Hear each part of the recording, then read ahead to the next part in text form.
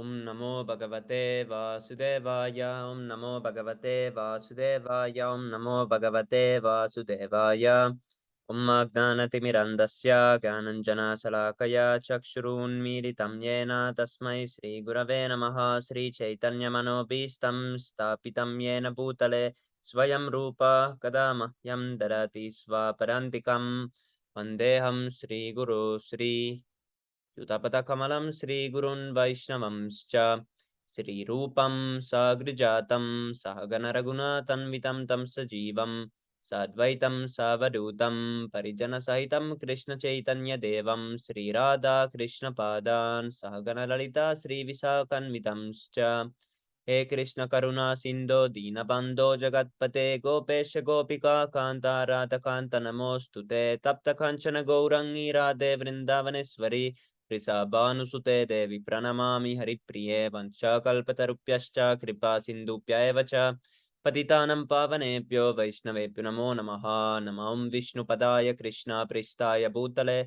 Srimate Bhaktivedanta Swami Niti Namine Namaste Saraswate Deve Gauravani Pracharine Nirvishesha Shunyavadi Pashatta Rishatarine Jai Shri Krishna Chaitanya Prabhu Nityananda Sri Advaita Gadadhara Srivasari Gaura Bhakta Vrinda Hare Krishna Krishna Krishna Hare Hare Hare Rama Rama Rama Hare Hare.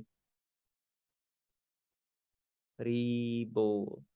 Okay, 1 second.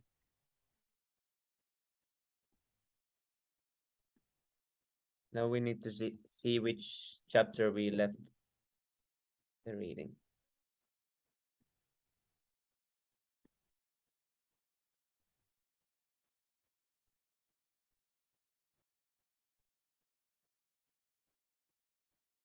'27th. That's Hari Bol. Okay, now we go to chapter 28, and it is Hari Bol. It is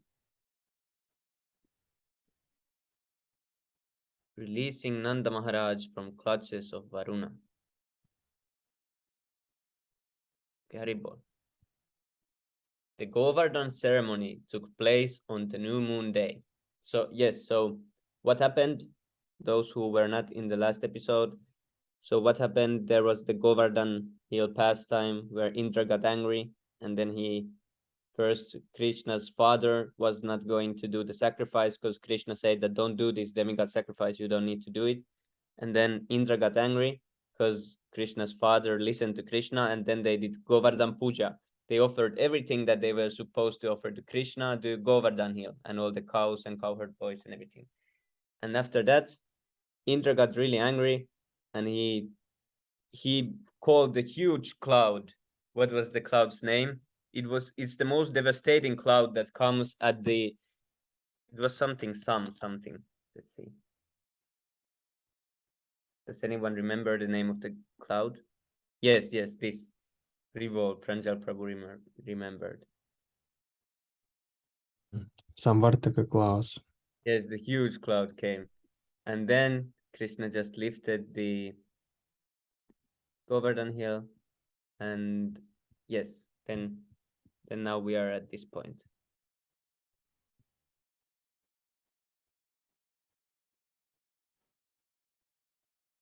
No, where did we go?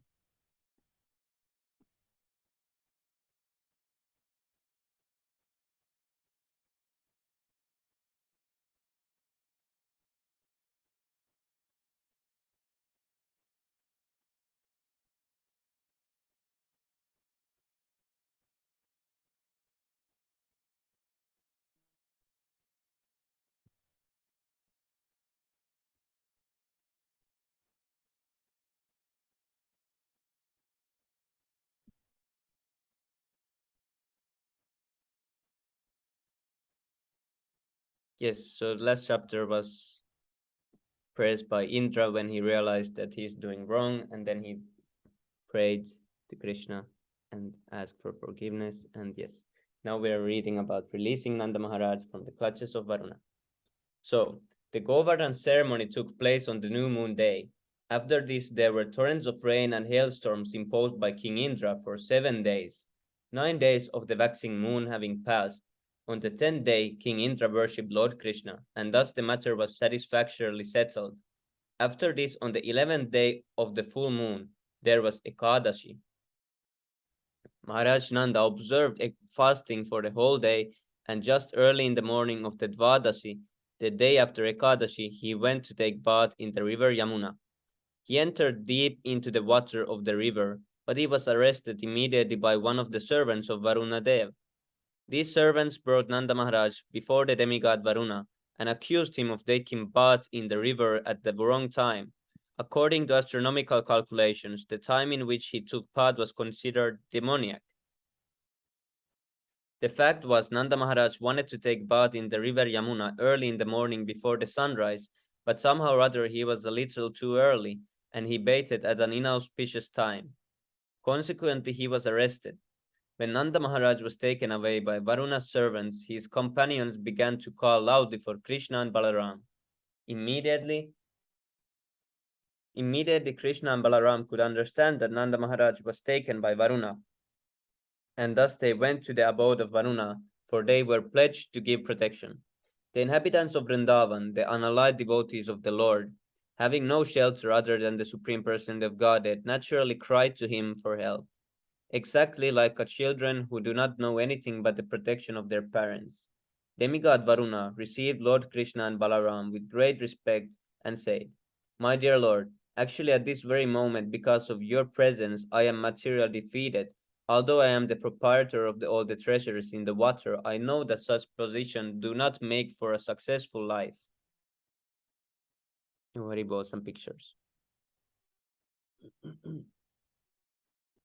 The god of the waters was holding Nanda captive underneath the sea.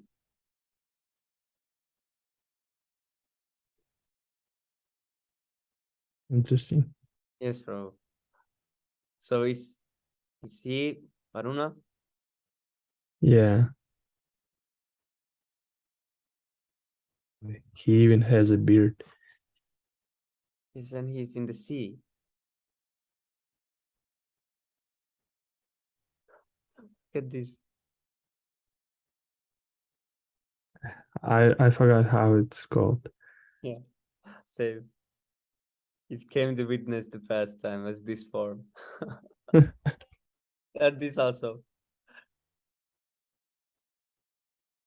It looks like a seahorse. Yeah, yeah, that's what it is. Yeah. There is even horse in sea.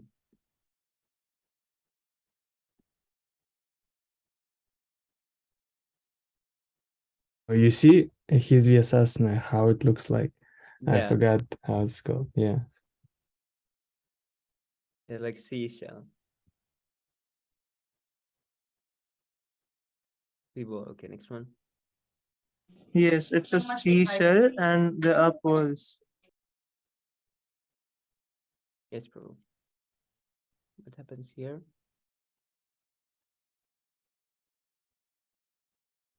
The gopis remembered their pastimes with Krishna. Mm.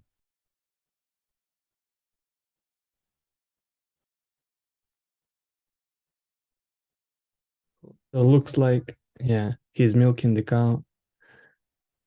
Yes, bro. And the cow is thirsty also.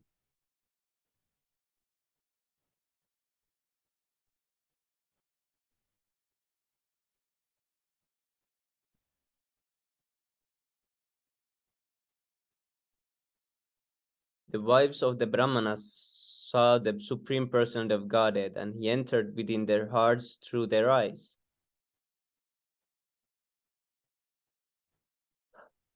Krishna just arrived here, and everyone turns to look.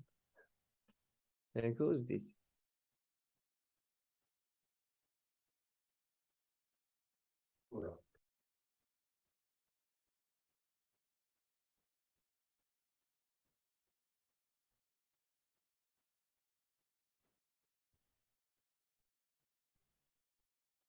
There's a baby monkey. Yeah. And this animal looks that he has eaten a lot.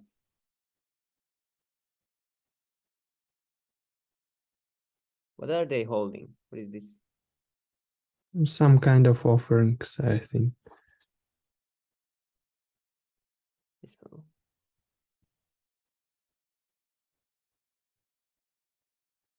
Oh, here is the 1, 2, 3. Are these the 8 petals? This is what Vishnu Jan Swami explains. Mm.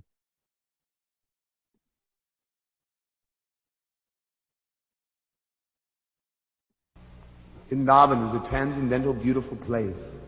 It is the spiritual sky where everything is made of the all-desire fulfillment touchstone. The temples there are all bedecked with costly jewels. In that far distant place there is the river Yamuna, full with lotus flowers. And in the midst of that throng of lotus flowers, there is the golden boat appearing like another big lotus flower, with 8 petals. Yeah, this is the golden boat that Vishnu Jan Swami is Wow. talking about.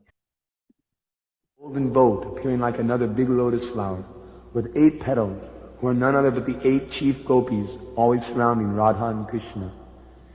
In that surrounding petals there is a golden throne, where the 2 transcendental lovers, namely Radha and Krishna, are seated. But out of all of them, the governing deity is Srimati Radharani. There is no comparison of the Radharani's beauty and the luster of her transcendental body. The so-called beauty of the moon has fallen down on the ground in the presence of Radharani's beauty. In that assembly of Radha and Krishna, in principal associates, there is a flood of laugh and joke in addressing one another. And Narottam Das says that the eternal pastimes of Radha and Krishna from day to day are full of transcendental pleasure. Let us all remember them now and then, and thus become happy even in this material world. That's perfect. Rivo. Yes, that's nice description. Hare Krishna to devotees. Oh, Hare Krishna, This is a form of businesses. All glories to Prabhupada. Hare Krishna Prabhu, please accept my humble obeisances. All glories to Srila Prabhupada. Is that Vishnu Jana Swami? Yes, Prabhu. Yes, Prabhu. Can you please send me that Yes, audio? this was in Spotify, but I can record it to you. And Yeah, actually, Prabhu, I was listening to it on YouTube, so you can yes. Or is it find there? it. Yeah, this album calls New Dwarka Temple. You welcome. Okay, thank you. Yeah, but I only heard 3 bhajans, but I never heard of this purport. I haven't heard this one as well. Yeah, First time I'm hearing but it, that's it's why. very interesting and relevant to what we're reading now. Yeah, here it is. Yeah, it's not there. Oh, yeah, it's there actually. How I missed it. Okay. Oh yeah, here. Yeah. Yeah. So looks like he's reading some book, not speaking from himself. I don't know. Vishnu Jana It's Swami. probably is there in some maybe Prabhupada's books. I don't know. Yeah.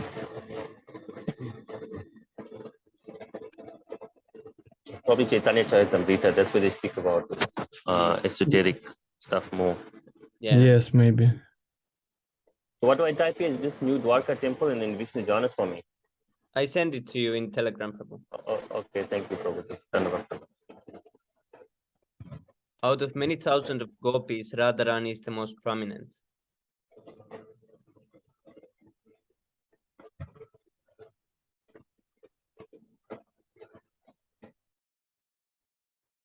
Haribol. But this moment, as I look at you, my life is made completely successful because by seeing you, I no longer have to accept the material body. Therefore, O Lord, Supreme Personality of Godhead, Supreme Brahman, and Super Soul of everything, let me offer my respectful obeisances unto you. You are the Supreme Transcendental Personality. There is no possibility of imposing the influence of material nature upon you. I am very sorry that by being foolish, by not knowing what to do or what not to do, I have mistakenly arrested your father, Nanda Maharaj. So I beg your pardon for the offense of my servants. I think that it was your plan to show me your mercy by your personal presence here. My dear Lord Krishna, Govinda, be merciful upon me. Here is your father. You can take him back immediately. Hare Krishna. Okay, anyone can continue. Rebo. In this way, Lord Krishna, the Supreme Personality of Godhead, rescued his father and presented him before his friends with great jubilation.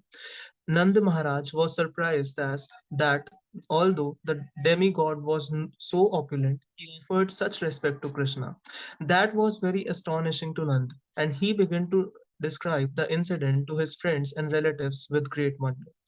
Actually, although Krishna was acting so wonderfully, Maharaj Nanda and his and mother Yashoda could not think of him as supreme personality of God.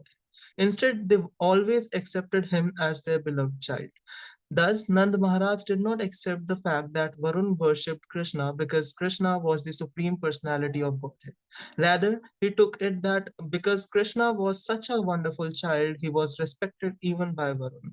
The friends of Nanda Maharaj, all the cowherd men, became eager to know if Krishna were actually the supreme personality and if he were going to give them all salvation. When they were all thus consulting among themselves, Krishna understood their minds, and in order to assure wait a second. In order to assure them of their destiny in the spiritual kingdom, he showed them the spiritual sky.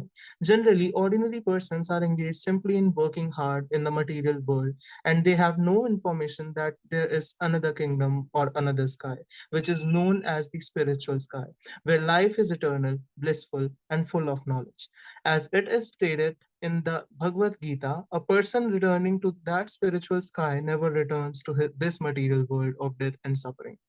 Krishna, the Supreme Personality of Godhead, is always anxious to give information to the conditioned soul that there is a spiritual sky far, far beyond this material sky, transcendental to the innumerable universes created within the total material energy. Krishna is, of course, always very kind of every conditioned soul, but as stated in the Bhagavad Gita, he is he is especially inclined to the devotees. Hearing their inquiries, Krishna immediately thought that his devotees in Vrindavan should be informed of the spiritual sky and the Vaikuntha planets therein. Within the material world, every conditioned soul is in darkness and of ignorance. This means that all conditioned souls are under the concept of this bodily existence. Everyone is under the impression that he is of this material world. And with this concept of life, everyone is working in ignorance in different forms of life. The activities of the particular type of body are called karma or fruitive action.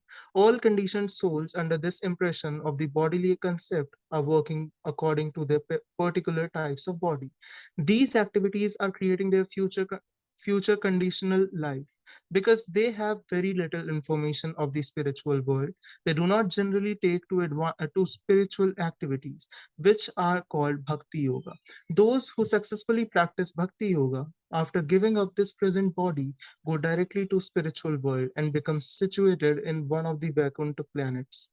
The inhabitants of Vrindavan are all pure devotees. Their destination after quitting the body is Krishna Lok. They even surpass the Vaikuntha Lokas. The fact is, those who are always engaged in Krishna consciousness and mature, pure devotional services are given the chance after death to gain Krishna's association in the universes within the material world. Krishna's pastimes are continually going on either in this universe or in another universe. Just as the sun globe is passing through many places across this earthly planet, so Krishna Leela or the transcendental advent and pastimes of Krishna are also going on continually. Either in this or another universe, the mature devotees who have completely executed Krishna consciousness are immediately transferred to the universe where Krishna is appearing.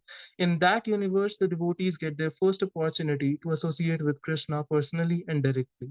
The training goes on as we see in Vrindavan Leela of Krishna within this planet. Krishna therefore revealed the actual features of the Vaikuntha planets so that the inhabitants of Vrindavan could know their destinations. Thus, Krishna showed them the eternal, ever existing spiritual sky, which is unlimited and full of knowledge. Within this material world, there are different gradations of forms, and according to these forms, knowledge is proportionately manifested. For example, the knowledge in the body of a child is not as perfect as the knowledge in the body of an adult man. Everywhere there are different gradations of living entities. In aquatic animals, in the plants and trees, in the reptiles and insects, in birds and beasts, and in the civilized and uncivilized human forms of life. Above the human form of life, there are demigods, uh, Karanas, and Siddhas, on up to Brahmalok, where Lord Brahma lives. And among these demigods, there are always different gradations of knowledge. But past this material world, in the Vaikuntha sky, everyone is in full knowledge. All the living entities there are engaged in devotional services to the Lord, either in the Vaikuntha planets or in the Krishna Lok. As it is confirmed in the Bhagavad Gita, full knowledge means knowing Krishna to be the supreme personality of Godhead. In the Vedas and Bhagavad Gita, it is also stated that in the Brahma Jyoti or spiritual sky, there is no need of sunlight, moonlight, or electricity. All those planets are self illuminating and all of them are eternally situated.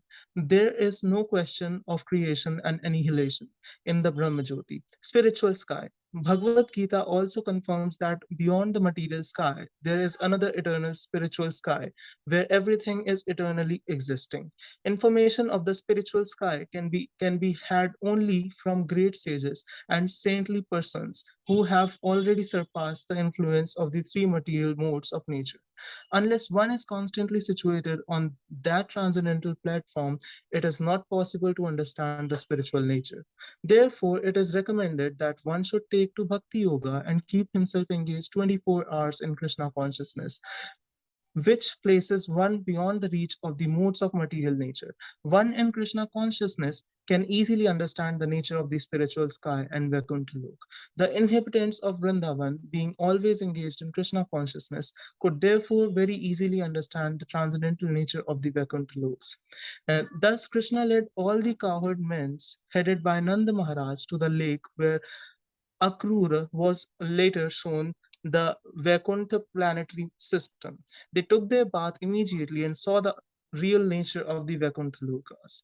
After seeing the spiritual sky and the Vaikuntha Lokas, all the men, headed by Nanda Maharaj, felt wonderfully blissful. And coming out of the river, they saw Krishna, who was being worshipped with excellent prayers. Thus ends the Bhakti Vedanta purport of the 28th chapter of Krishna releasing Nanda Maharaj from the clutches of Varuna. Hare Krishna. Haribo.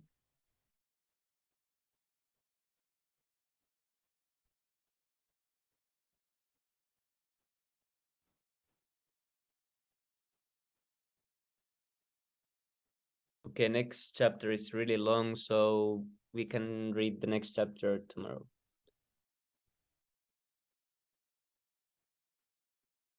Haribo. Okay, now let's go to six Astakam prayers.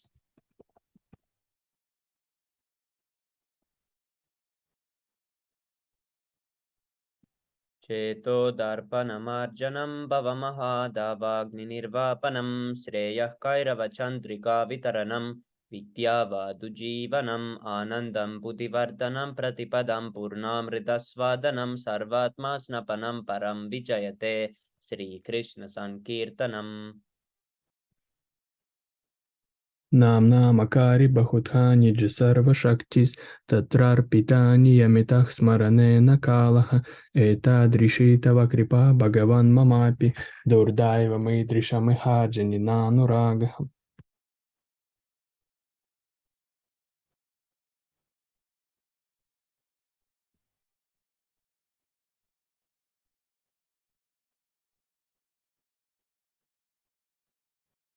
हरिबो ऋणादपि सुनीचेन तरोरपि सहिष्णुना अमानिन मानदेन कीर्तनीया सदा हरि न धनं न जनं न सुन्दरीं कवितां वा जगदीश कामये मम जन्मनि जन्मनीश्वरे भक्तिर्हैतुकी त्वयि ऐनन्दतनुजा किङ्करं पतितां मां विषमे भवां पुतो कृपा तव पादपङ्कज स्थितधूलिसदृशं विचिन्तय नयनं गलदशुद्धारयं वदनं गद्गदारुथया गिरां पुलाकैर्निशितां वपुः कदा तव नाम ग्रहणे भविष्यति युगायितं निमेषेण चक्षुषा प्राविर्ष्यायितं शून्यायितं जगत्सर्वं गोविन्दा विरहेण मे श्लीशिवापादरतां पिनस्तु माम् अदर्शनं मर्महतं करोतु वा यथा तथा वा वदथा तुलं पथो मत्प्राणनाथस्तु स एव नापरहम् Ribo.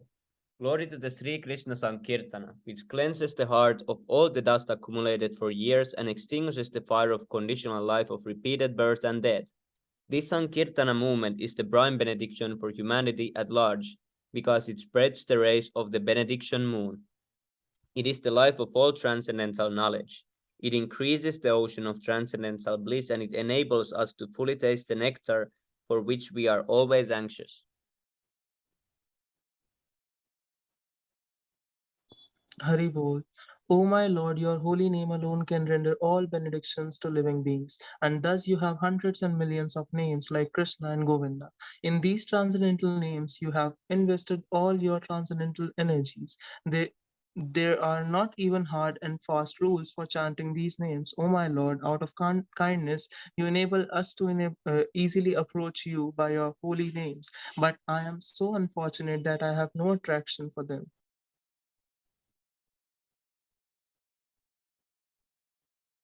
One should chant the holy name of the Lord in a humble state of mind, thinking oneself lower than the straw in the street. One should be more tolerant than a tree, devoid of all sense of false prestige, and should be ready to offer all respect to others. In such a state of mind, one can chant the holy name of the Lord constantly.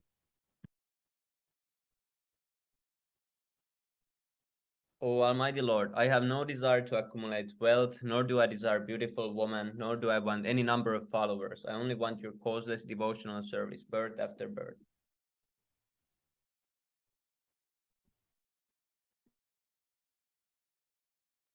O son of Maharaj Nanda Krishna, I am your eternal servitor, yet somehow or other I have fallen into the ocean of birth and death. Please pick me up from this ocean of death and place me as one of the atoms of your lotus feet. O my Lord, when will my eyes be decorated with tears of love, flowing constantly when I chant your holy name? When will my voice choke up, and when will the hairs of my body stand on end at the recitation of your name? O Govinda, feeling your separations, I'm considering a moment to be like 12 years or more. Tears are flowing from my eyes like torrents of rain, and I'm feeling all vacant in the world in your absence. I know no one but Krishna as my I Lord, and he no shall one but as my Lord.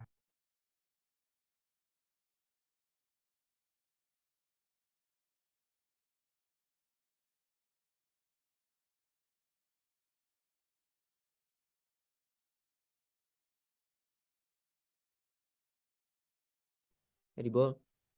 Okay. I know no one but Krishna is my Lord, and he shall remain so even if he handles me roughly by his embrace or makes me broken-hearted by not being present before me.